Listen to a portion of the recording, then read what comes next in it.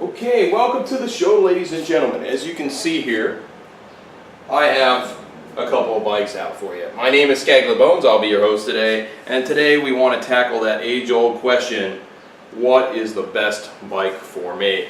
Or in this case, we're going to be talking about road bikes. So what is the best road bike for me? As you can see, I have a couple of bikes here. I'm not going to deal with mountain bikes because mountain bikes are based more on discipline. Road bikes, it seems like there would be less that you would have to worry about with a road bike because, oh, you're just riding on the road. How many possible differences of road bikes would you possibly need? But it does get complicated because over the years we have traveled from the basic race bike and the only two different bikes for that matter, of having the basic steel frame race bike to the basic steel frame time trial bike. And even before that, if you go back into the 70s and the early 80s, there were no time trial bikes. There were no special handlebars for time trials. So all bikes were the same. So we are going to tackle that question today for you guys because, as you know, many people are always asking, what is the best type of bike for me to get? Do I really need this full-blown on a race bike that, as you see here, this giant Propel SLR? Do I really need something this fancy, this aerodynamic? Do I need something like this Jamis here, which is more of an enduro bike, or a more relaxed fit, do I need a lightweight climbing bike? Should I throw out the aluminum? Don't worry about the aluminum, go to all-out super light climbing bike. Is that what I really need? And so there are many terms that are thrown out there with road bikes, and we want to hopefully tackle that for you today because most of you guys that are watching this are not going to be the racers out there. You guys are the casual weekend warriors that are out there on the weekends riding your bikes, trying to get fit, trying to enjoy yourself, going out with the groups, maybe tackling some Strava segments, and that's pretty much it. You're not probably the people that are out racing on a day-to-day basis or even on a weekly basis. So let's start. Let's begin. So first of all, like I said, I already mentioned, the basic road bike started off, if you go back, I don't want to go back 100 years ago, but when bikes first started racing in the racing world of the Tour de France and stuff, bikes were very simple. And then they went into what we call the steel frame road bike. And the geometry would be very similar to this giant Propel that we have as far as race geometry, other than the fact that the tubes would be very thin steel tubes. The down tube here, as you can see, I'm going to remove these water bottles so you can see the geometry a little bit better.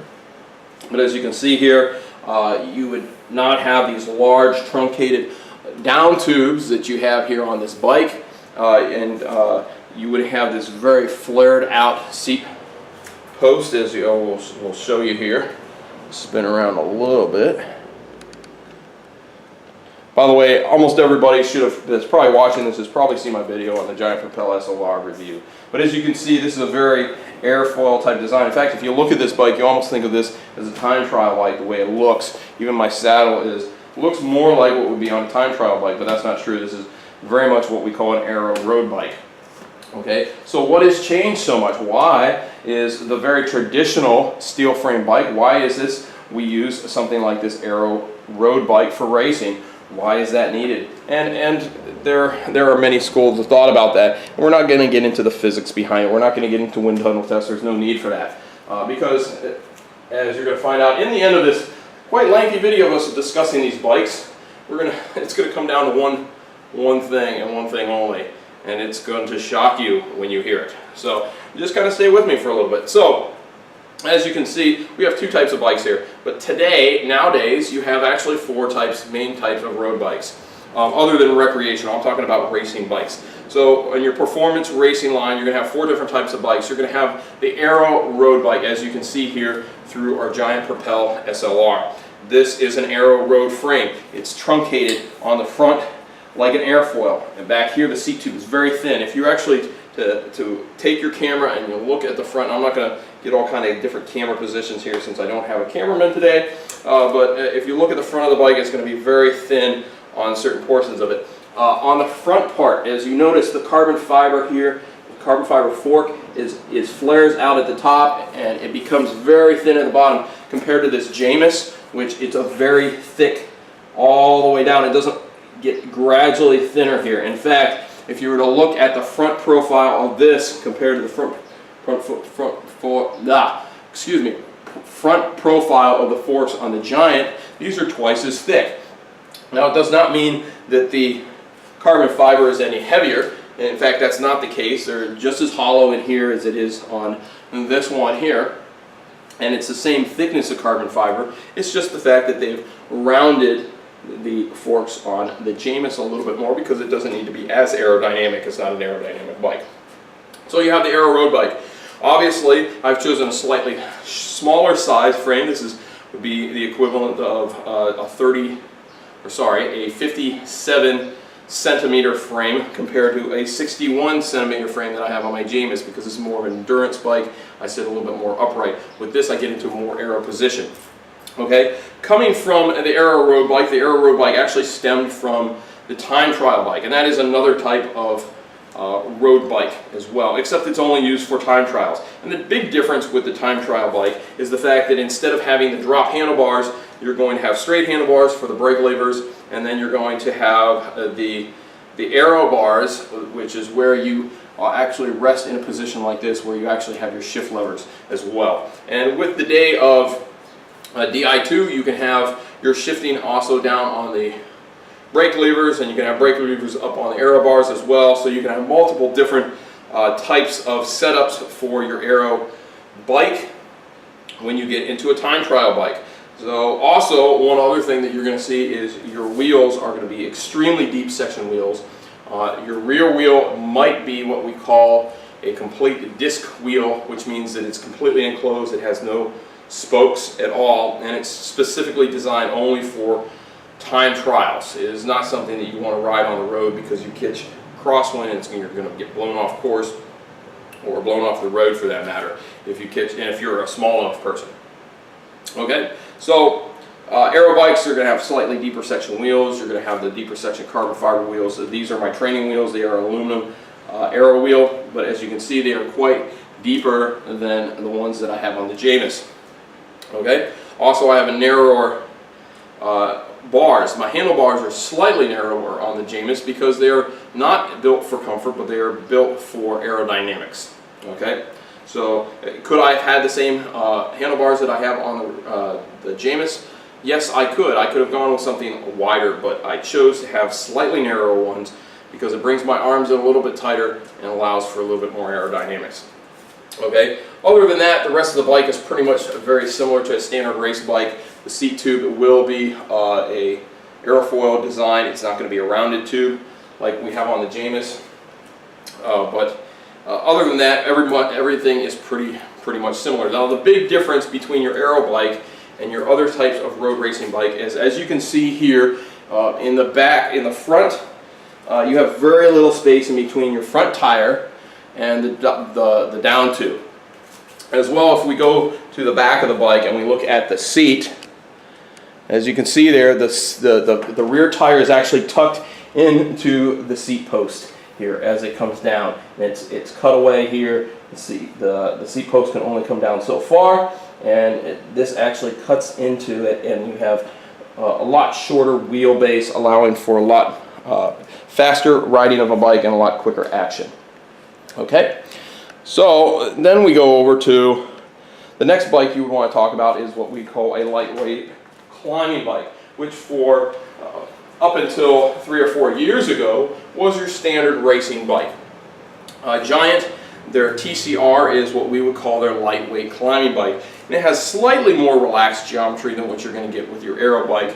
Your tubes are going to all be fairly thin, even your down tube and your seat post. And even though the seat posts on those TCRs are very much an airfoil designed seat tube, you still, for the most part, it's not an aerodynamic bike as far as compared to this aero bike, this Propel is. Is it aerodynamic? Yes, it's extremely aerodynamic compared to this Jamis here. But the point of it is not aerodynamics, it's more light, how light the bike is and the qualities of climbing and going up hills and more mountain terrain. So those type of bikes are going to be extremely light carbon fiber. If they are aluminum, they're going to be the lightest of aluminum. But the carbon fibers are going to be extremely light. They're going to shave off ounces off the bike just for the purpose of climbing. The wheels, even when they are carbon fiber, are going to be a lower profile wheel, more like this wheel right here. They're going to be a very light, it's going to be all carbon fiber obviously. It's going to be a very light profile wheel because they want the lightest wheels possible. Okay, they're going to have as few spokes as possible. As you can see here, the difference between this wheel and this wheel is this has a lot fewer spokes. In fact, it has about half the amount of spokes, making this wheel a lot lighter here on this Giant over the set of Mavic wheels that are on the Jamis. Okay, so that type of bike, also a climbing bike, can be very similar geometry. It's going to be a similar geometry to what we have with the Jamis here. It's going to have, if I bring this forward a little bit, as you can see here, you're going to have a little bit more space in between the seat tube and the wheel, as well as just a little bit more space here. Not a horrendous amount. As you can see, this front fork is still at a very sharp angle. The nice thing about this Jamis is even though it is more of an endurance bike, it still is still a very racy bike. What makes this more of an endurance bike is the fact, as you can see, this head tube here is probably almost, I wouldn't say twice the length, but it is probably a good 4 to 5 inches taller from here than it is on the Giant Propel. Now obviously this is a larger frame, but if you actually measured from where the seat tube starts on this bike to where the seat tube starts on that Propel, it's an identical spot. So what they've done is they've literally made it perfectly straight across here. They've chopped off about 4 inches from the head tube here, and they've flattened this out. As you can see here with the Jamis, this is a rounded top tube, so it's not a very sharp angle. It does gradually increase up, but it does make for a little bit more relaxed ride, a little bit more relaxed comfort ride. As you can see, obviously, because I still wanted this bike to be more aerodynamic, I have slammed the top tube down, or the stem down as far as possible, cut off the fork tube down so that this is all the way down, and we have the least amount of distance here between, we actually have more distance here between here and the seat. Okay, so that's kind of how I like to ride. Okay, obviously this is more endurance based. It has a slightly wider wheelbase. It's going to be a little bit more forgiving. Yes, it is slightly heavier as well. It is going to weigh a little bit more. The wheels are not deep section at all. They're very shallow wheels. They're made to go into the air sideways. So if you have crosswinds, you're not going to go off the road with this type of bike. It is a lightweight bike for an aluminum bike, but it is heavier by far than the Giant Propel by quite a few pounds. Okay, so the other type of bike is we're going to come into, and this is where technically this Jamis really fits into, because it's not really a lightweight climbing bike, being the fact that it is an aluminum bike, but the geometry of this bike is the geometry of this bike and the climbing bikes, and then the geometry of the endurance bikes are the same. So what you find is the next category is going to be an endurance bike, and that's where you find like the Giant Defies, and where they are extreme angles with the top tube. The top tube, instead of being up here in the back, it drops down really far, and it's a lot more relaxed. It's more like a mountain bike or a cross bike, cyclocross bike style geometry. You increase your footprint of your front and rear wheel by an extra inch or so, and it just makes it, it's going to be less snappy of a bike, but it's going to be more designed for riding endurance over long periods of time. And when people are riding for 6 to 7 hours, now we know that the pros can ride for 5 hours at a time on an extremely uncomfortable bike like this Giant Propel. Okay, but you have to realize those are people that are riding on a daily basis. They're training on a daily basis. They ride 8 to 9 hours a day, okay, when they are not racing. Okay, so by that school of thought, everything to them is comfortable. So for us average humans that are out there, and for us people in the mortal realm, we have to ride more endurance-based bikes. So that when you get into a bike like this, it's going to be uncomfortable for long periods of time, for more than 2 to 3 hours. and so that you want to get into more of a comfort bike. And this is really where this comes into. The Jamis Ventura comes into. It's more of an endurance type of bike. It's a little bit more relaxed geometry. Now, most endurance bikes are going to have about an extra ½ inch here and an extra ½ inch wheel on the rear wheel. Okay, excuse me. It'll be a little bit more endurance based. This will be a little bit more relaxed. Sometimes the actual fork will actually bend here, allowing for a lot more vibration reduction. There is going to be aluminum bikes for endurance. They're going to have carbon fiber here, and then carbon fiber typically in the seat stays on the back if they are aluminum, just because that adds more comfort. You definitely, if you are riding an endurance bike, you're going to definitely want carbon fiber seat posts if you're riding an aluminum bike, because the carbon fiber seat post is going to reduce vibration between your butt end and the rest of the bike. Going with a carbon fiber endurance bike is probably your best idea, because the carbon fiber is going to reduce a lot of vibration from the road. It's going to reduce almost 99% of the vibration that is transferred between the road and the rider, allowing for a lot more comfort. Whereas aluminum has less properties of that, and the thinner the aluminum, the less comfortable they become. So like this giant Propel, which is an aluminum bike, and it weighs pretty much, I am on par with the highest end carbon fiber frames, transfers more vibration into my body than this Jamis does, because there is less material. So one of the things that people don't understand is the properties of aluminum are actually completely the opposite of your, or close to being the opposite of your properties of carbon fiber. Carbon fiber, the thinner that is, the more vibration reduction you get, but the less strength you get, okay? So the stiffer the carbon fiber, the less vibration reduction. The more flexible the carbon fiber, the more vibration reduction you get. The problem is, with flexibility, you lose power, okay? With aluminum, it's kind of the opposite. So the thinner, you can make thinner, stiffer aluminum. The problem is, when you get into thinner aluminum, vibrations are actually more enhanced to the human body because of the fact you're dealing with it's a lighter material, and you say, well, wait, there's less material for it to transfer the vibrations. And no, it's actually amplified, because it's aluminum, when it's flexier, becomes actually a little bit more miserable to ride. Now that may seem like a kind of an oxymoron compared to your carbon fiber. The more flexy it is, the more comfortable it is to ride.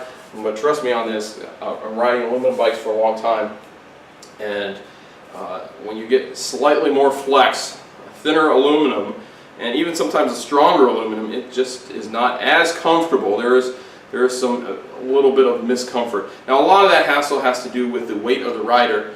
So the heavier the rider, certain things are going to be more uncomfortable, just because of the fact that you have more pressure on your body being a heavier rider than a lighter rider is concerned. Okay, so some of that has to do with rider type. If you're a very light rider, you can have a very uncomfortable aluminum bike and it not be as uncomfortable as somebody who weighs, let's say you have a 150-pound person and a 220-pound person. A 220-pound person is going to feel vibration a lot more than that 150-pound person is. Okay, so as far as with aluminum is concerned. So that, a lot of that is taken with a grain of salt, and it's dependent on how you are as a person and your physical size.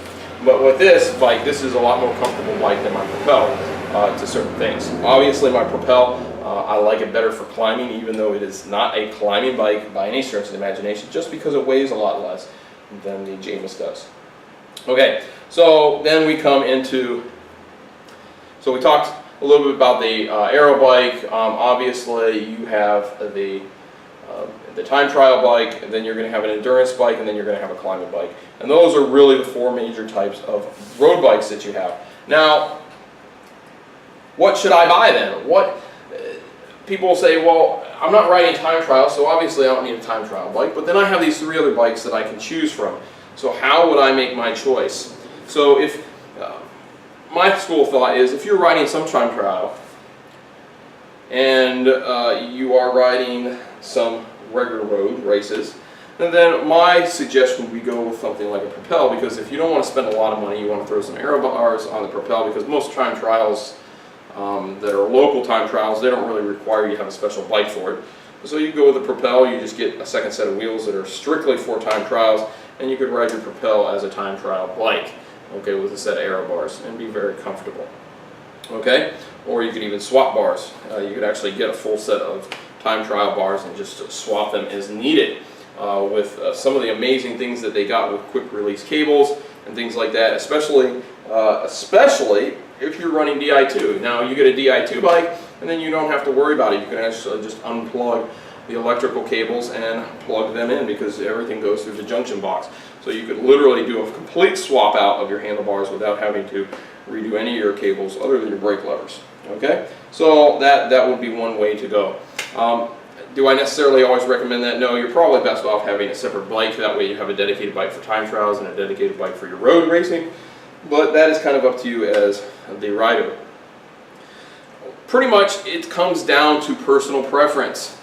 If you do not like the look of your bike, you don't like riding your bike, you're never going to ride the bike. So first of all, if you don't like the look of your bike, you're probably never going to ride it. If you look at this bike, and this is the most comfortable bike in the world, but it is ugly, and it's sinfully ugly, and you really care about how your bike looks, you probably will never ride it, okay?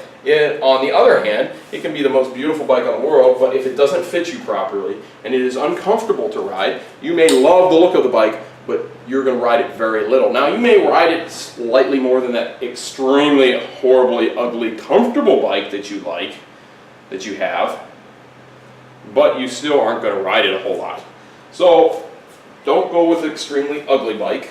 And ugly is preference, because for some people this may look wonderful. Okay, an old school design with big handlebars and non-drop handlebars and straight handlebars that are curved and fenders, that may look really nice for somebody, and if that's what you want to ride, you ride that type of bike. Obviously that's not a road bike, but if that's the type of bike that you find beautiful and fancy, then ride that type of bike, because that's what you're going to ride the most of.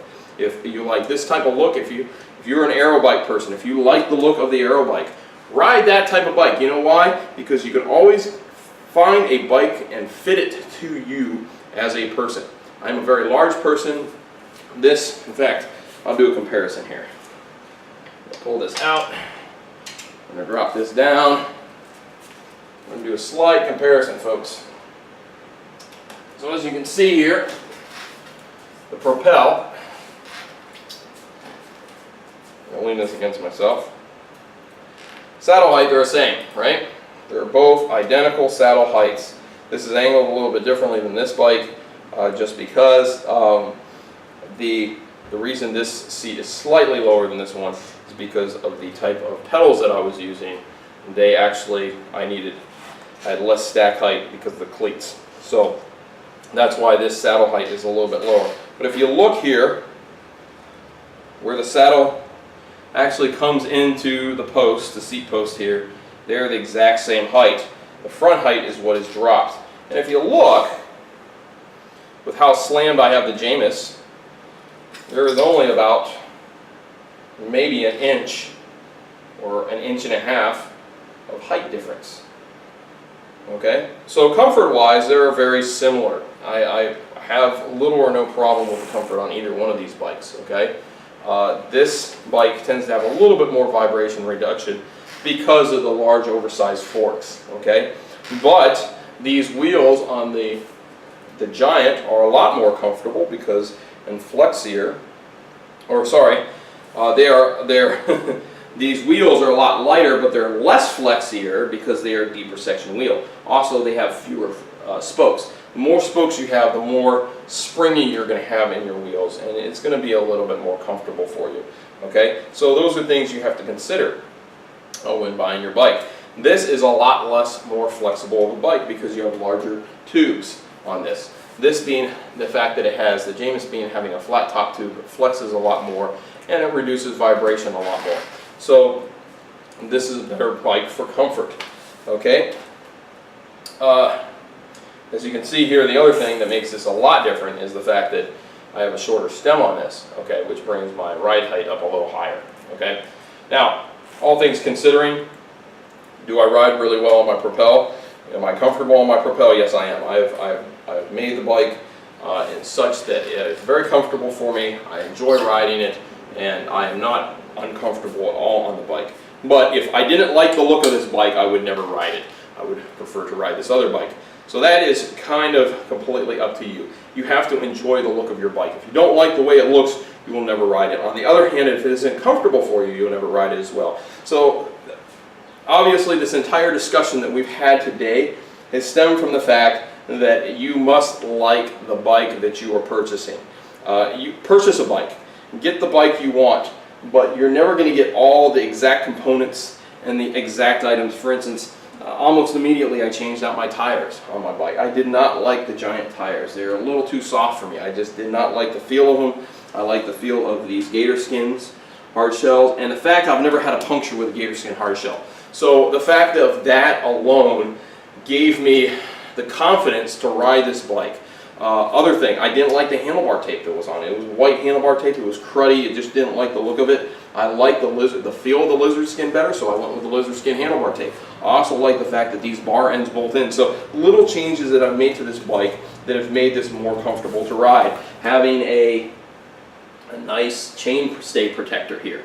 I made one for the Jamis, which is fine, but I like the look of this overall. This bike to me appeals to me more so than my Jamis does. Do I love my Jamis bike? Yes, I love my Jamis bike. I love riding it. I like the look of it. It's a very nice looking bike. But I love the feel and the look of my Giant Propel even more. So that's what is going to be your favorite bike, and that's what you're going to ultimately ride. So don't go buying a bike just because of price. Obviously the price point of this Jamis was a lot better so than the Propel.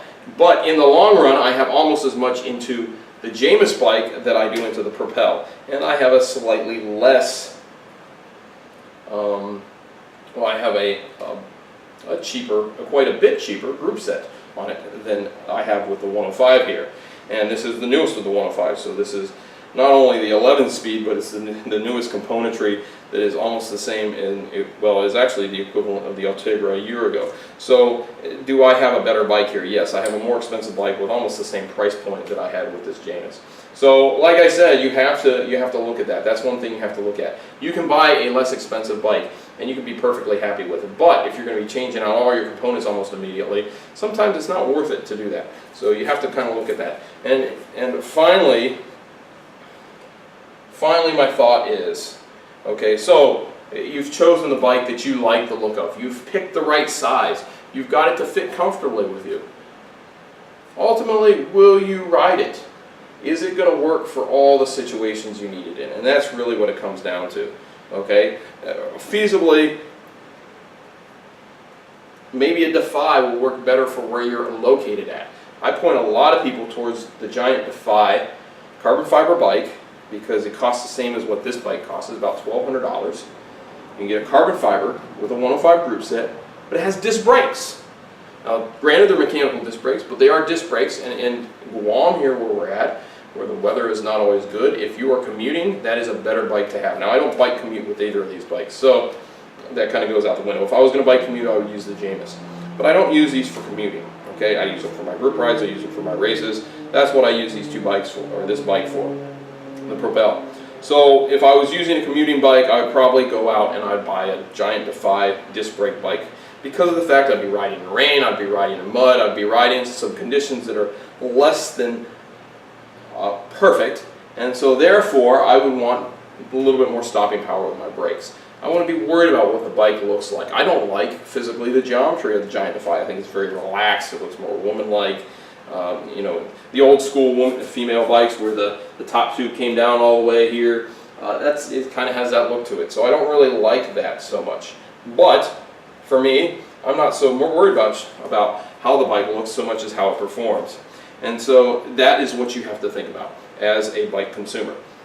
So yes, there are a lot of bikes out there. There are tons of bikes to choose from. There are a lot of companies to choose from, and even aero bikes change with the way they look from company to company. So don't think that you can just go out there and you can go, oh, I'm just going to buy a Giant, or I'm just going to buy a Canyon, or I'm just going to buy a Jamis, and I'm going to get all the choices that I want. You're going to have to search around. You're going to have to try out bikes. You're going to have to look and see how they feel. Some may not like Trek aero bikes, but they might like their endurance bikes. Some people might not like Specialized endurance bike, but they like their aero bikes. Some people might not like Jameis bikes at all. Some people might love them. They might swear by them. Other people, they swear by Giants. They got Giants and they will buy every single bike that Giant own or Giant manufactures. And that's all fine and dandy. So that's what you have to look at. And remember, folks, like always, you got to keep riding.